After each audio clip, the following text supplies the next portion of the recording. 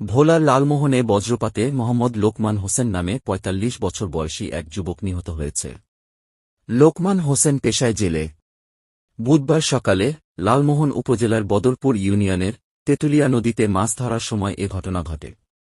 নিহত লোকমান ওই ইউনিয়নের ৭ নম্বর ওয়ার্ডের চরপাতা এলাকার মৃত আব্দুল ওহাব ব্যাপারীর ছেলে। জানা গেছে, বুধবার সকালে গরুর জন্য ঘাস কাটতে এবং মই জাল দিয়ে নদীতে মাছ ধরতে বাড়ি থেকে বের হন জেলে মোহাম্মদ লোকমান হোসেন। পরে তেঁতুলিয়া নদীতে মই জাল দিয়ে মাছ ধরার সময় আকস্মিক বজ্রপাতে ঝলসে যান তিনি। বিষয়টি পাশে থাকা লোকজন টের পেয়ে ঘটনাস্থলে গেলে জেলে লোকমান হোসেনকে মৃত অবস্থায় পড়ে থাকতে দেখেন। পরে তাকে উদ্ধার করে বাড়িতে নেওয়া হয়। লালমোহন থানার পুলিশ পরিদর্শক তদন্ত মোহাম্মদ এনায়েত হোসেন বলেন, খবর পেয়ে পুলিশের একটি টিম ঘটনাস্থল পরিদর্শন করেছে।